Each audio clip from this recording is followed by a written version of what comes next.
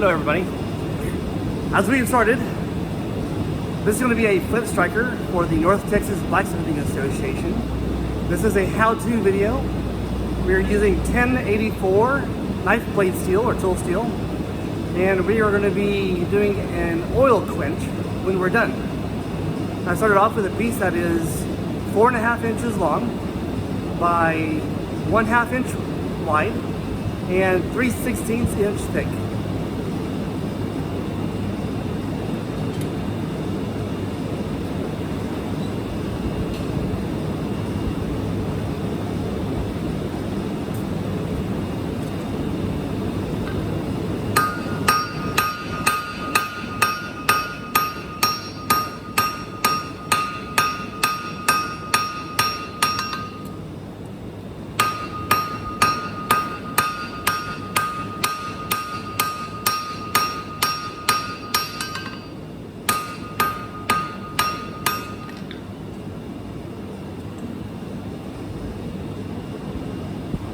So I've put a taper here on the first half, not so much because I need it, but also for the fact that I need it literally so I can hold on to it, because that pair of tongs is a little bit loose.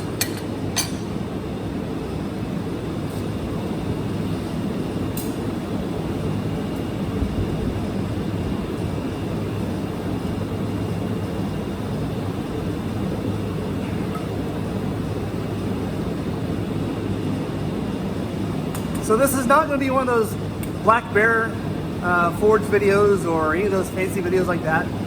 This is just me doing a video for you guys. You have to excuse the noise and the sound, and no video production, no music, no pausing, no fast forwarding. But you can fast forward as much as you want.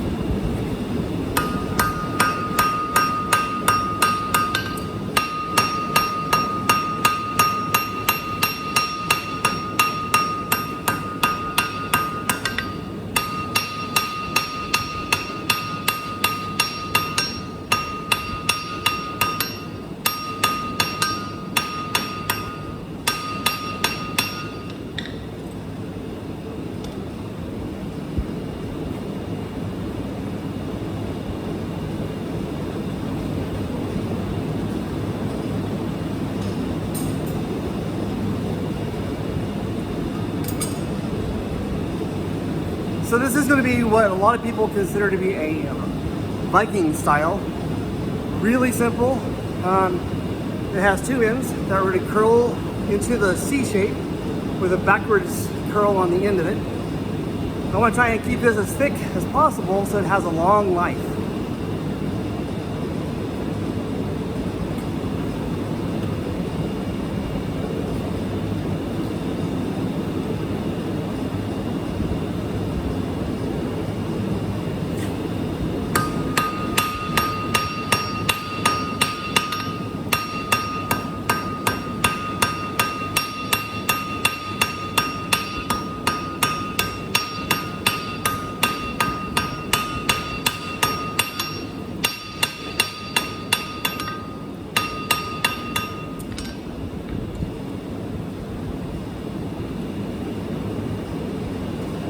Right now you can see that I'm actually kind of out of balance. I want more material that direction so I match up with what I have on this side. So I'm going to try and stretch this out and move my center a little bit over, and then we're going to pull that center up to a higher peak.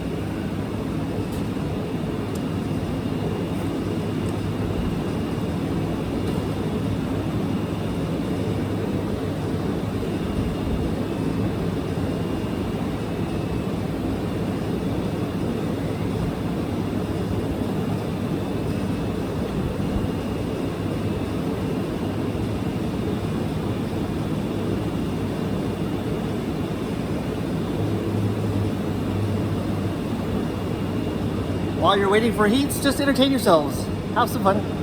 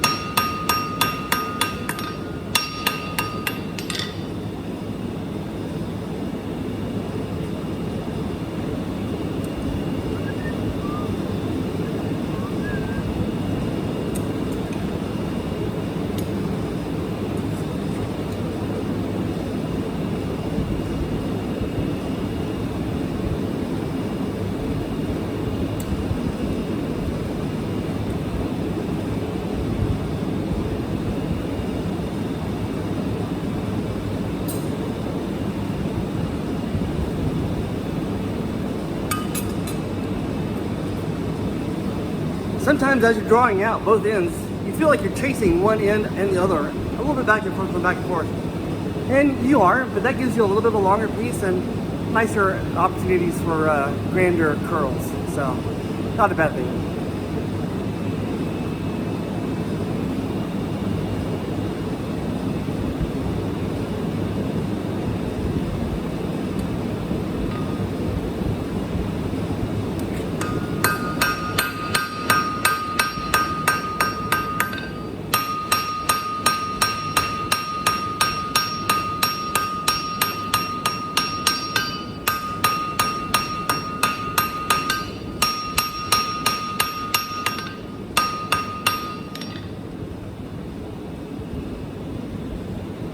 Now I have it centered.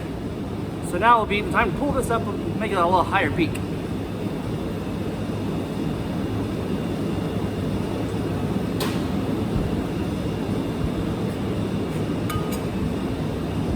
I'm going to use a combination of the cross peen and the face to do that.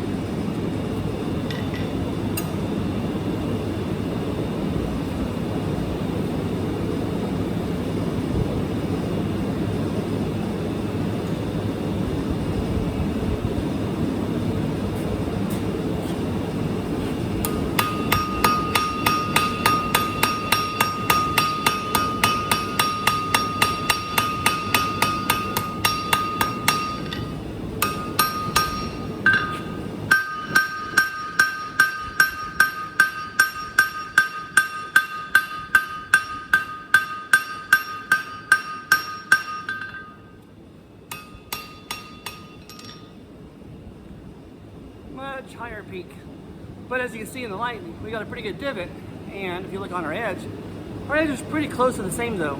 So we do want to smooth that out as much as possible, knowing that this is going to be thinner in the middle.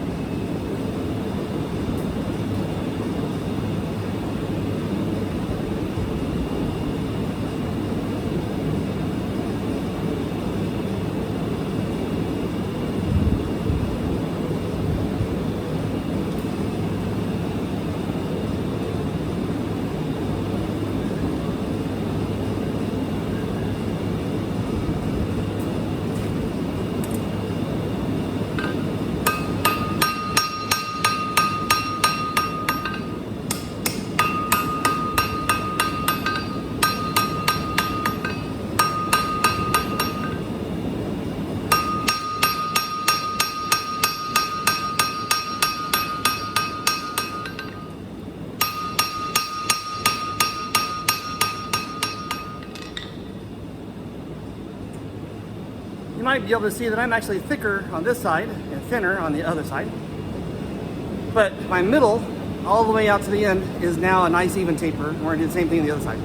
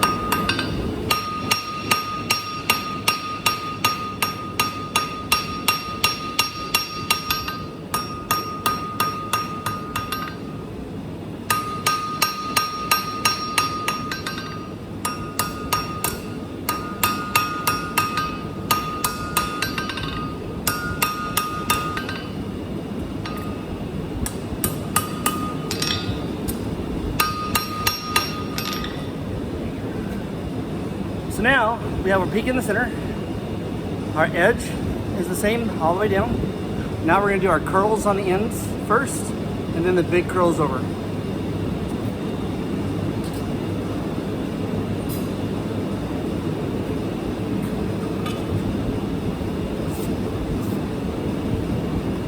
I'm gonna use the radius edge of my anvil to do my tiny curls. I'm going to start the handles of the grip using this bending fork.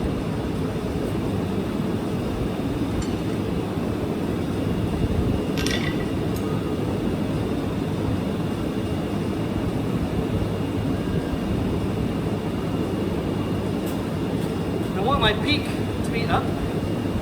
Peak up, curls down.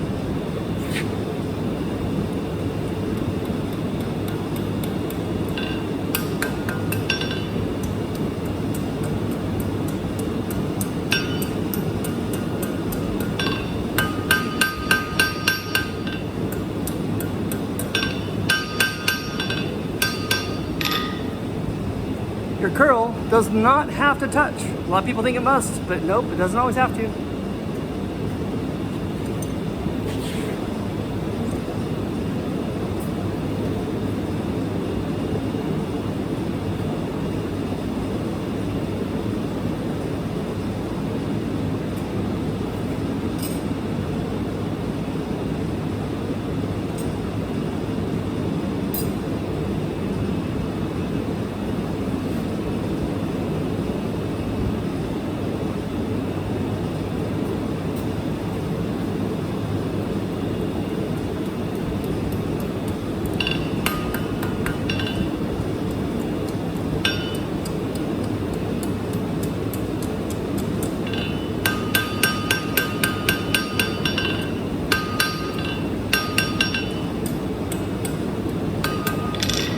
I'm sure all of my students out there from Brookhaven are all going, your thumb was on top of the hammer handle. Yeah, it was. All right, so there's my curl on one end, and my curl, kind of hard to see, on the other end.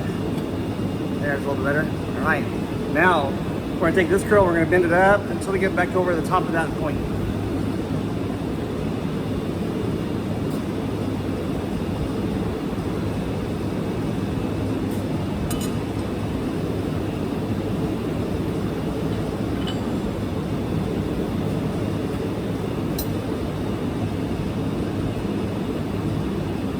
One thing that I don't want to do is I don't want to crush that little curl that I've got by hammering on it.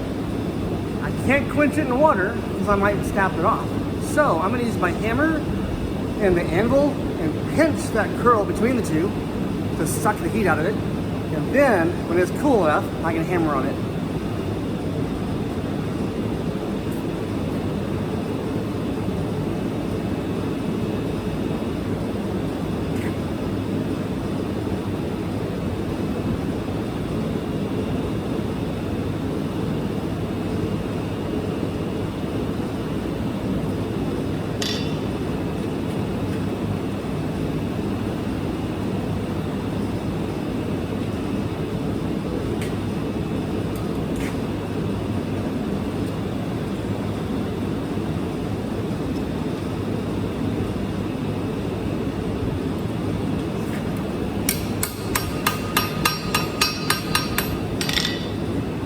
as I mentioned, this is just the starter with the fork. I'm going to do the same thing to the other end before I bring them down with a hammer.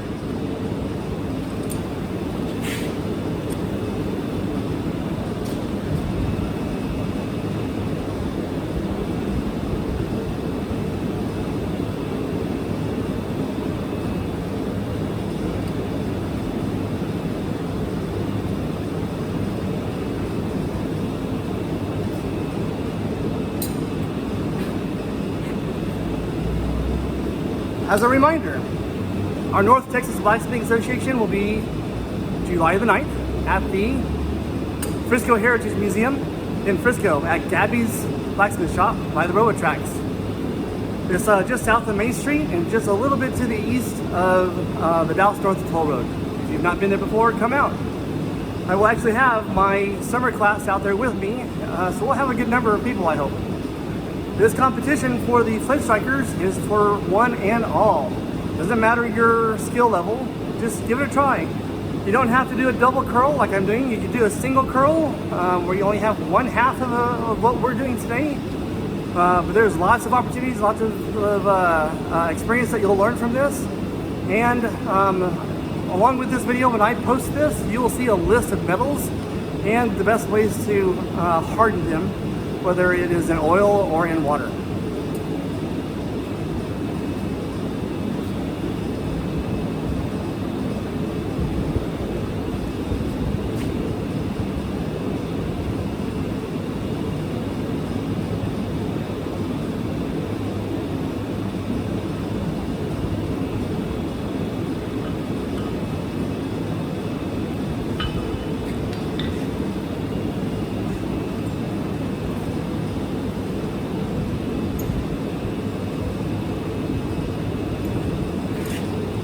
Sometimes when you're twisting things, they want to curl on the easy side, not the difficult side. So, flatten it out.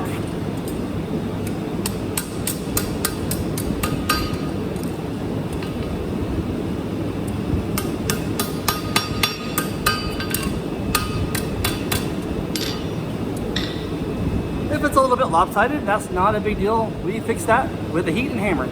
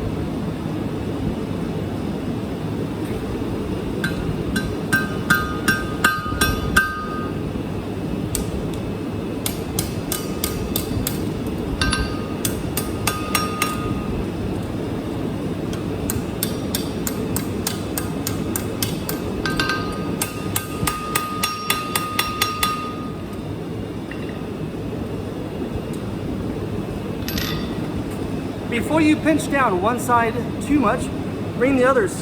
Sometimes they have to push and pull and play with each other a little bit to get them centered where you want them.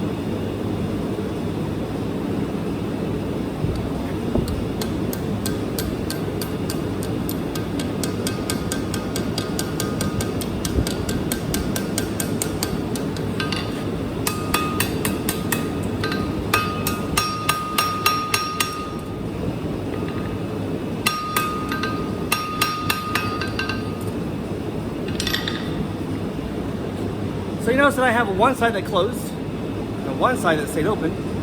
We're going to close that one up as we squish this down a little bit.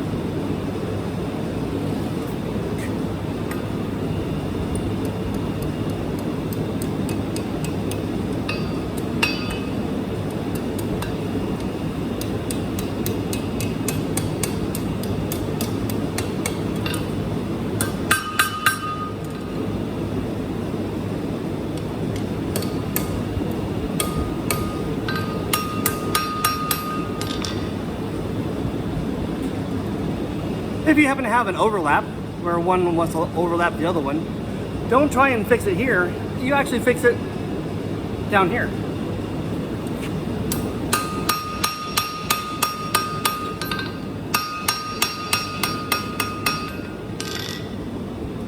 And now you can probably see the gap that's in between those. It's there, I promise.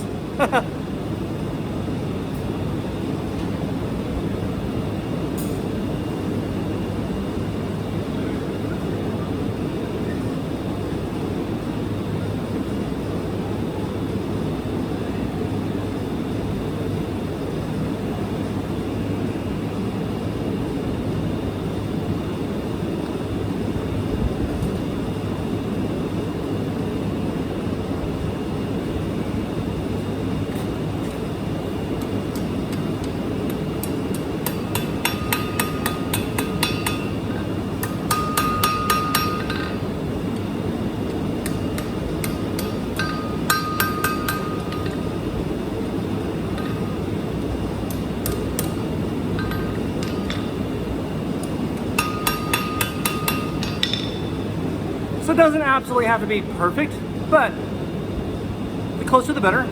I could bring these all the way down until these two curls touch the top of the mountain or the hill point there, or I can leave it open. It depends on how you want to hold it. It kind of dictates on how you want to leave it open or closed. So while we're going to heat this up, we're going to heat this up one more time. I'm going to be grabbing it from the curls, placing it into the forge so only this top section gets hottest. And I'm going to grab my oil so we can oil quench it.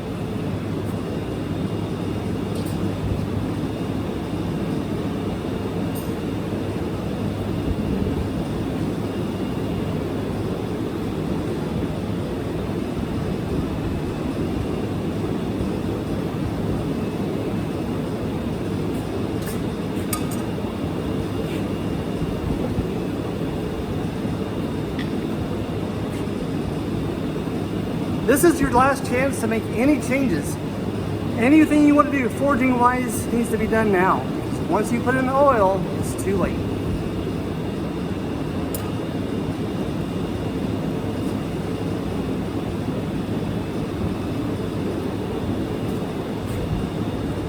We're a little bit hot, and even on camera it looks even hotter than it really is, but I want to bring that down just a little bit. I'm letting my tongs kind of cool off those curls as much as possible. But when I get to a medium orange, there's my temperature.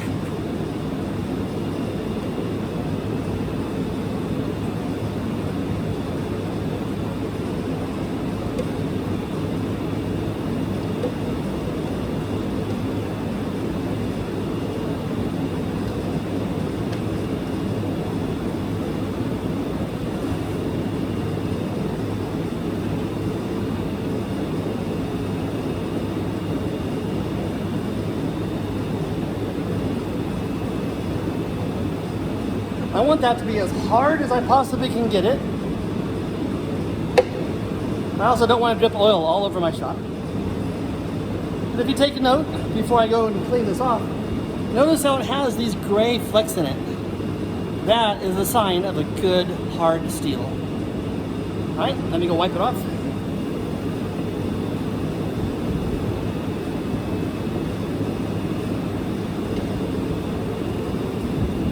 Always keep in mind when you're oil quenching that this is not gold. So fold up your oil rag, get a couple of good layers on it before you start trying to get all the oil off of it. If you only do a single layer, you're going to be feeling the heat pretty quick.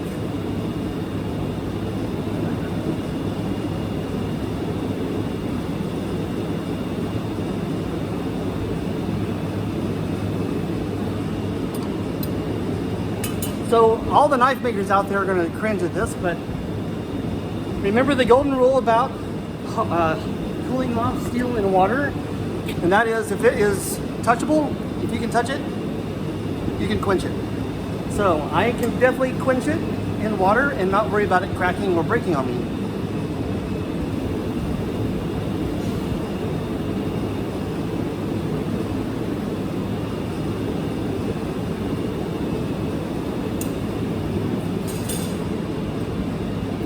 Now that it's nice and cold, let's move to another room and we'll find some flint. At least if we can't, we get some sparks off it. So walk with me through my shop. There's the back of my shop, which is the front if you're here at my shop. Coming into the foundry. This is where you'll find me doing almost all of my grinding. And we're gonna move here to the grinder. And let me go grab a piece of flint real fast.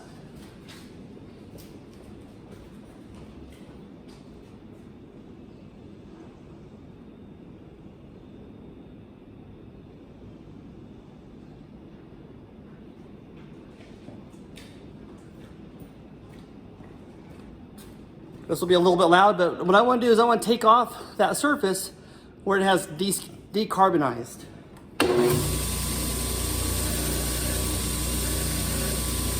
Make sure you don't let it get hot. If you have to, quench it in water, which I have a thing of water back here.